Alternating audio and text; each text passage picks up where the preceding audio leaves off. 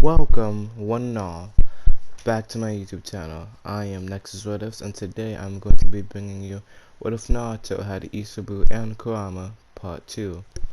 Now, just like as a little bit of a disclaimer, I said this at the end of my last video, and from now on I'm going to be saying this at the beginning, because of the way my voice sounds, I can't pronounce my R's correctly. So 70% of the time, when I pronounce words with R's, it sounds like I'm pronouncing words with W's, okay? So hopefully my great story and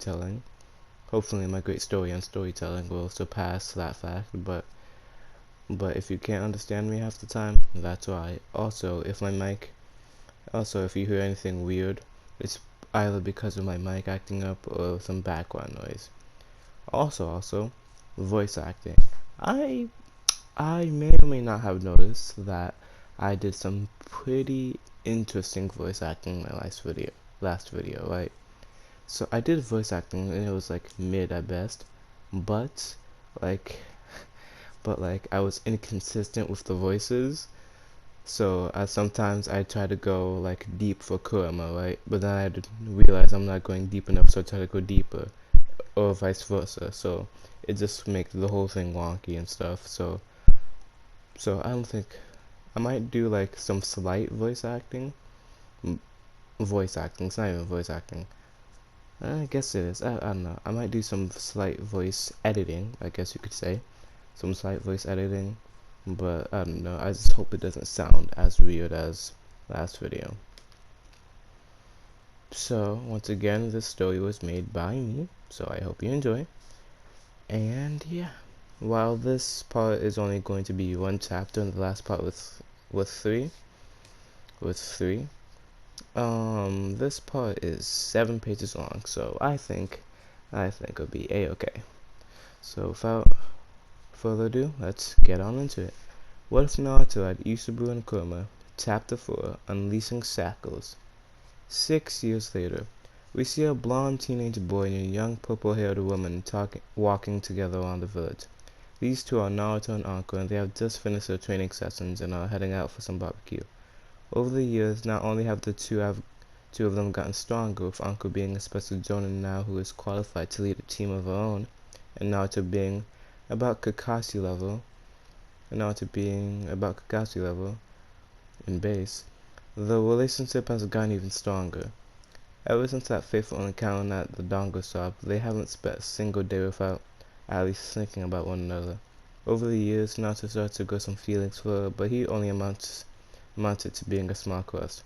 Kurama makes fun of him for it, while Isobu suggests that maybe it's more than a tiny quest. Naruto isn't having any of that though, and always waves away that thought. Anko, on the other hand, has had to do this ever since the previous year. Before Naruto was 13, she had never thought of him any more than a child. Sure, he was pretty cute, but he was a kid. But the minute he turned 13, I don't know, I guess all the words he'd say to her about the village and how great she is made her feel even better than usual. Nobody else makes her feel the way he makes her feel. He's one of the 3 people that really know her. But regardless, she has to put whatever the hell she's feeling away, at least until he's older. On this day, it's the graduation exams at the academy, and Naruto is ready to show his true self. This entire time he's been acting loud and brass while wearing an atrocious orange jumpsuit. And just as a side note, there's like a 90% chance I'm going to change Naruto's outfit in like all my what-ifs, cause bro, what is that?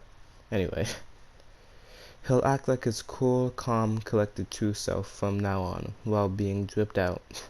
He has a black shinobi pants with black shinobi boots, a red shirt with a black short-sleeved jacket with a hood and flames on the edge of the sleeves. Bandages around his forearms with one short ninja blade on each hip and one katana on his back. The two finish their barbecue just in time for the academy to start back up. The two walk there. Well, today's the day you get to show all of these extras that you're the best, isn't it, Fox Boy? Anko says. Precisely that, Snake Witch, Naruto responds. And who knows, maybe I'll be put on the team under you. That'd be nice, wouldn't it? He says as he smiles. Yeah, it'd be nice. But I'm not gonna be taking a team this year. I already have enough on my plate dealing with you already, Anko responds. Oh, shut up, you love me, he replies with a smirk. She punches his arm in response to that. They hug goodbye with a bit of a blush on both of their faces. Naruto then goes into the building and walks to his classroom and takes a seat at the back. The class slowly starts filling in and nobody notices Naruto since he's in the back, not yelling and in significantly different clothes. Iwaka comes in and starts the exams. Naruto passes the written one with ease in under a minute.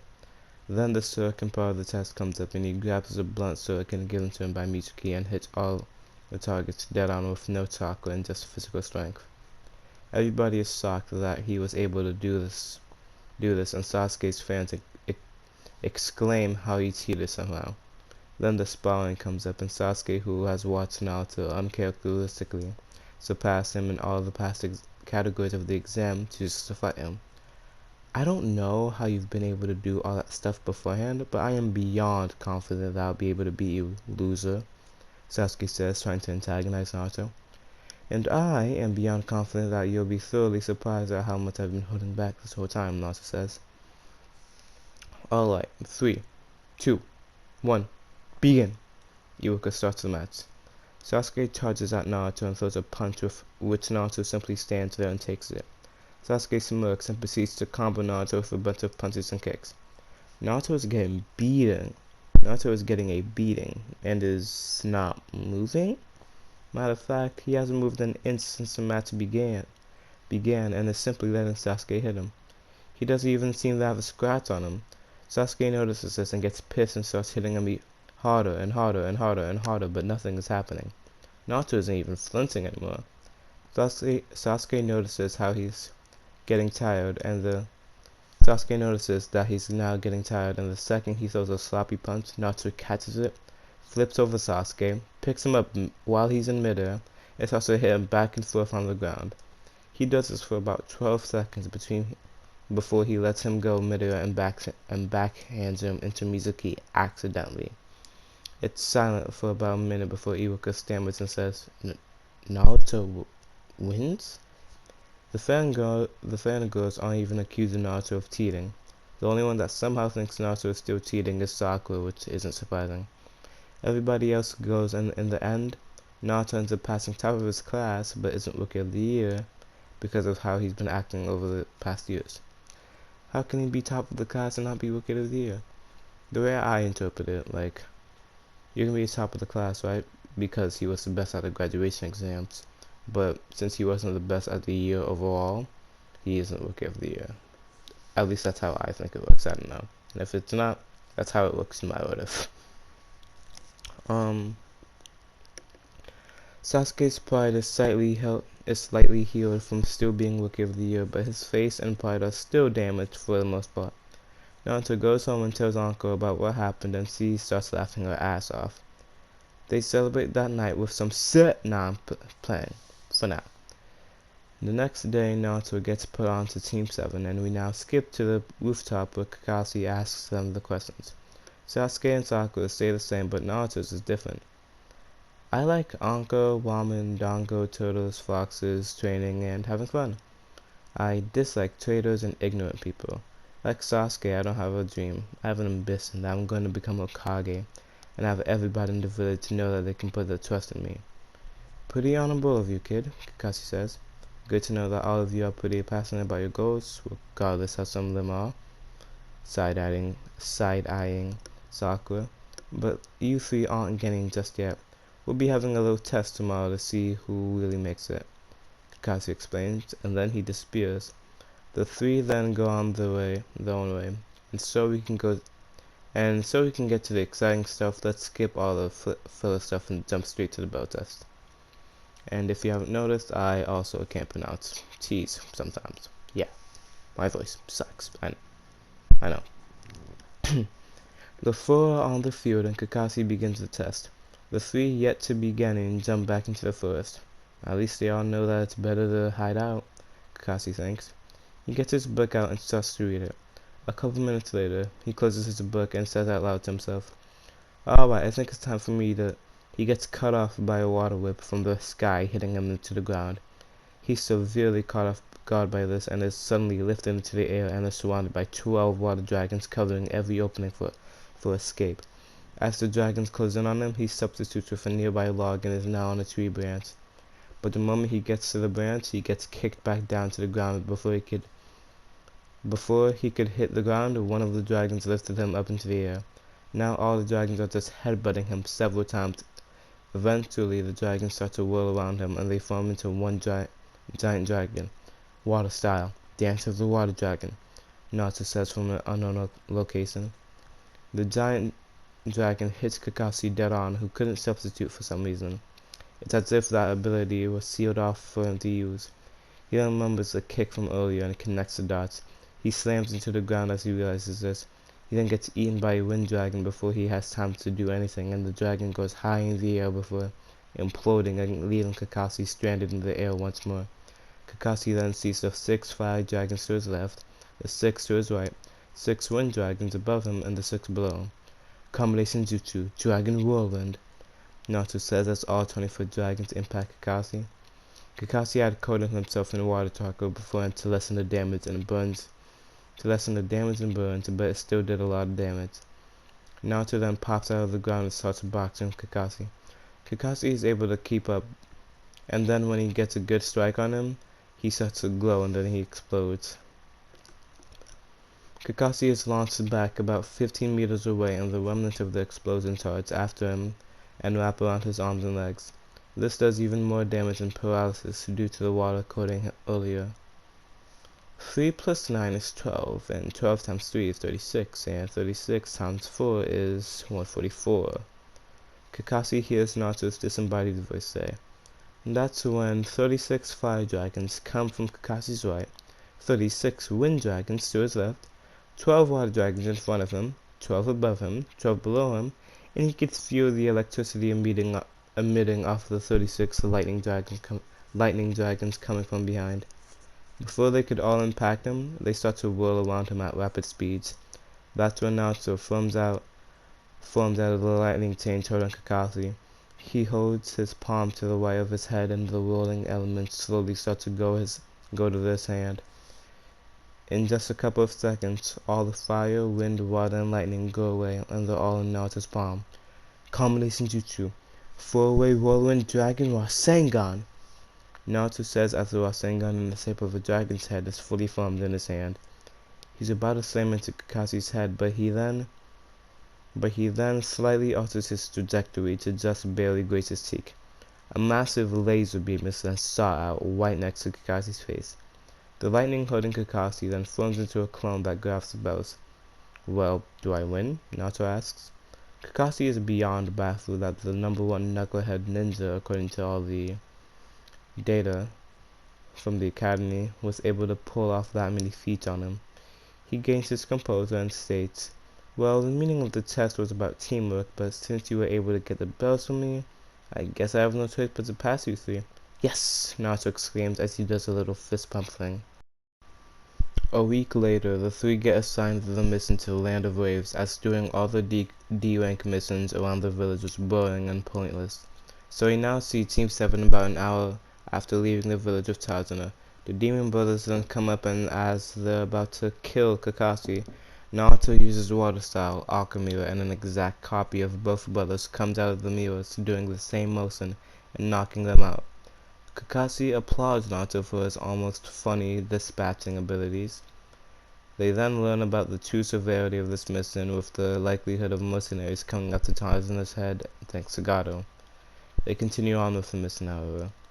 The team walks on for a couple of minutes before Sakura steps on a leaf and it starts to fizzle. Naruto notices this, grabs Tazuna, and yells, "Get away!"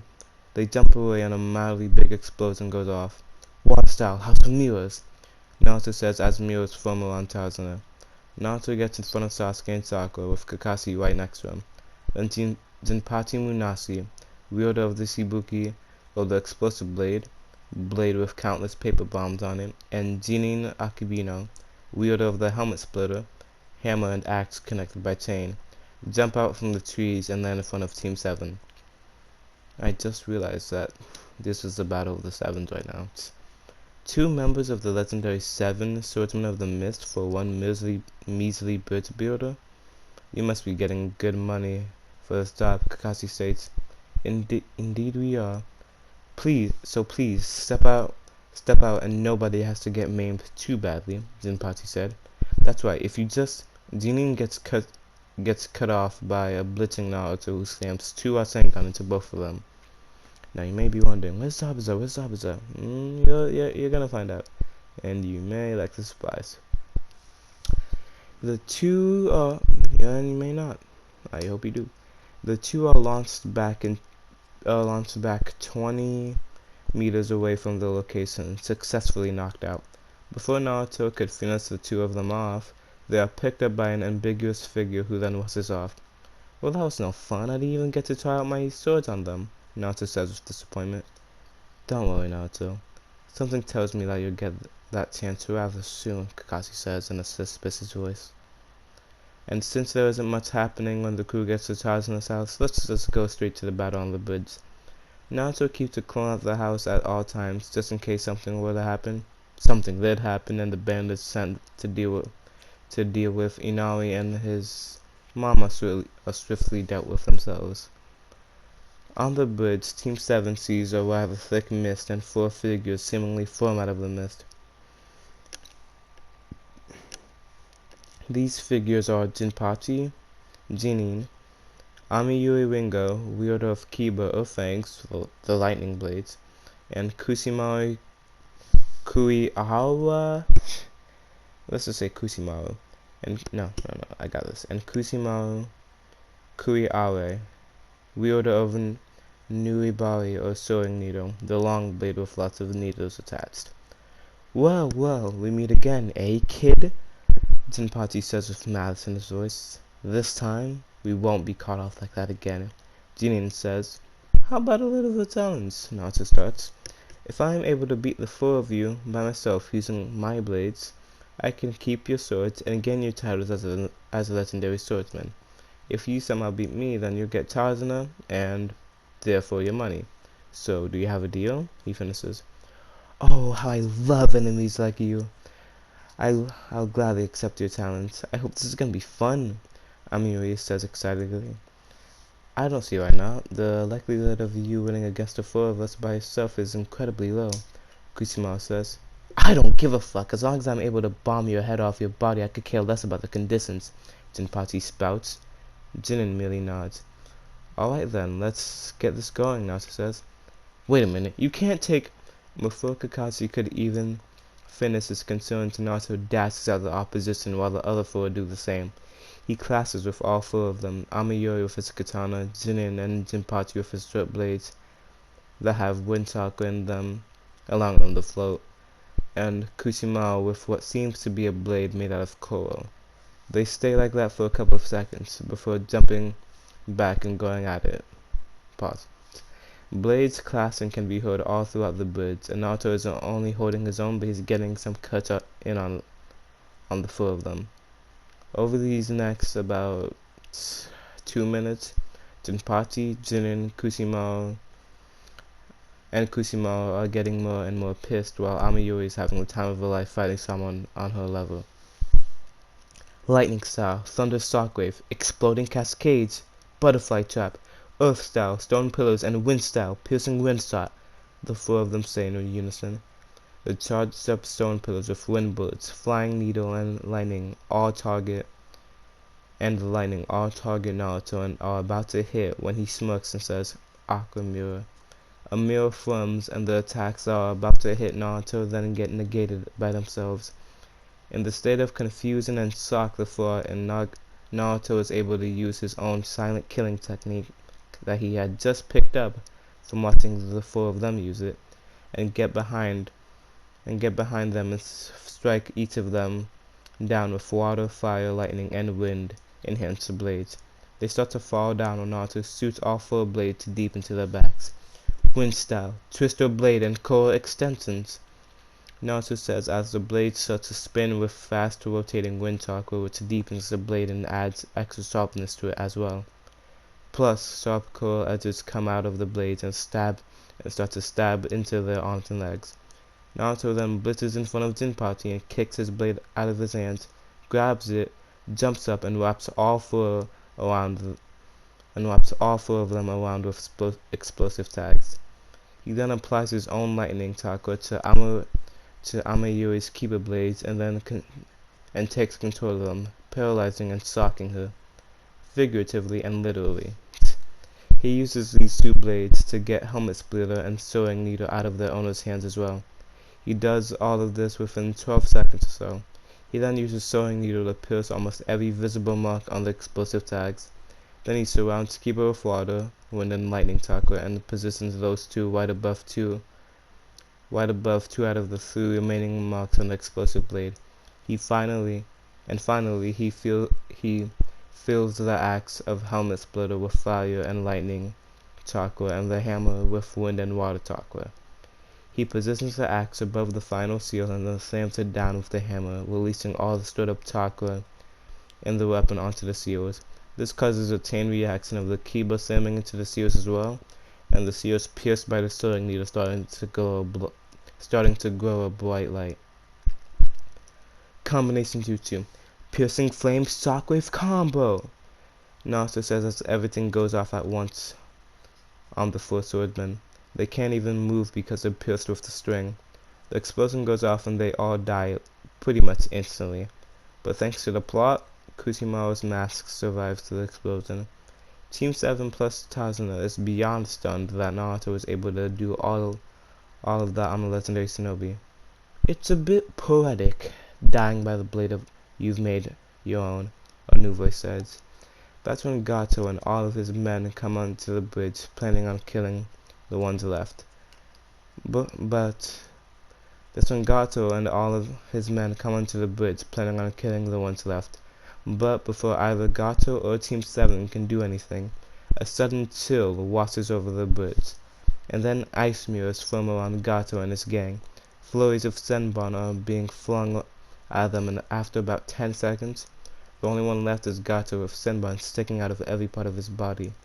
All the mirrors form into one big mirror in front of Gato, and this is when a man with bandages as a mask, a black jumpsuit on, white robes, a diamond-shaped hat, and a giant sword on his back comes out of the mirror. You're... Gato stutters in pain and fear. Zabuza Mimoti, Demon of the Mist and Fifth Mizukage. So, yeah, why is Zabuza Mizukage now? Well, you see, the thing is, in the original timeline, oh yeah, and I feel like I need to explain this right now, since it's the best time. In the original timeline, Zabuza did try to assassinate Yagura, who was the current Mizukage, and he failed, which is why he ended up looking for Gato. Now, Yagura had Isobu and was a perfect Jinchuriki. Now, in this what if, Yagura doesn't have Isobu, and I don't think that Yagura would be... Well, there's no reason for me to think that Yagura would beat Zabuza in a fight without Isobu. So, it only makes sense that Zabuza successfully killed Yagura and took over and became Mizukage. So yeah, that's why he wasn't with Gato this time. But if I took Zabuza out, that would just make the whole Land of Waves arc boring. So I added 4 other members of the Seven Swordsmen of the Mist. Okay, back to the story. I think you've ruled over this land long enough, Zabuza says, and he slowly walks towards a shivering Gato and beheads him. He made it seem as if he didn't even move the blade on his back. The mirror of ice slowly cracks to reveal a feminine-looking person in a blue kimono and a Miss Ombre mask on the side of their head. This is Haku, of course. Kakashi then walks over to Zabuza and asks, "Wait, so you're the new Mizukage? Last I checked, you were a rogue ninja kicked out of your village for trying to assassinate the first Mizukage. I assume you tried again and succeeded?" "Indeed I did. I failed the first time, but with the help of my aide Haku here, we were able to take him down. The Bloody Mist village will soon have a reform and become even better than before. My predecessor was corrupt and outlawed all bloodline users for no reason and had gruesome conditions made for the shinobi. But that's not going to be the case with me. As I've said, I'll make the village into better shape, and I think I'll start by forming connections with other villages. So I ask you to tell your Hokage about meeting me, and for the two of us to arrange a meeting about a possible alliance. Zabuza finishes. Kakashi agrees to those terms and then asks, "Oh, and can my Genin keep those blades over there? I know they're property of the Mist, but the swordsman also said that he could have the blades if he beat them by themselves," which he did, so I don't really know how that's gonna pan out. "Oh, if that's the case, then he can keep them." The swordsman agreed to the terms, and we take that very seriously in the Mist. And plus, you can also see it as a thank you for the work you've done in this country. This is the last bit of corruption that my predecessor allowed to go on, so thank you for making my job much easier, Zabuza said. "It's our pleasure, Lord Kage," Kakashi says. And so, the bridge gets finished after about a week. Naruto got to keep the blades and Kusimaru's mask. He keeps it inside his face like Haku. And he also got to know the new Mizukage and his aide. Team 7 then leaves the newly named Great Naruto Bridge and returns to the Leaf. When they get back to the Hokage's office, Kakashi tells Hiruzen about the mission and Zabuza. "Oh wow, that's quite the That's quite the switch up in a simple C rank. I'm going to give the four of you the payment of a B rank mission, and I'll set up a meeting with the Mizukage right after you leave." "Dismissed," he was said to Team 7. "Thank you, Lord Okage," they all said in unison. Chapter 4, End. Wow, okay, so that was slightly longer than my last video, which is what I was going for, but yeah, nah. I like this part better than my last part because there's actually fighting in this one, and I like that Zabuza isn't a villain because I don't know, Zabuza's such a cool character, and he kind of redeemed himself in the end by taking on Gato and realizing how much Haku meant to him and stuff. So I'm gonna be happy writing about Zabuza's new story and stuff. The fact Zabuza is Kage is going to be important sooner than later. So yeah, if my voice sounds weirder than usual, I know if you're watching this you've only heard my voice once, but if it sounds kind of different, it's probably because I'm sleep deprived. Well, not sleep deprived, I'm just very tired. I don't know if that's what sleep deprivation is. I don't know. I'm just tired, okay? Yeah, I'm just tired. So, I'm still bad at outros. And, yeah, no, there's nothing else I think I gotta say. Well, if you made it this far, thank you for watching the video. And until next time, Nexus out.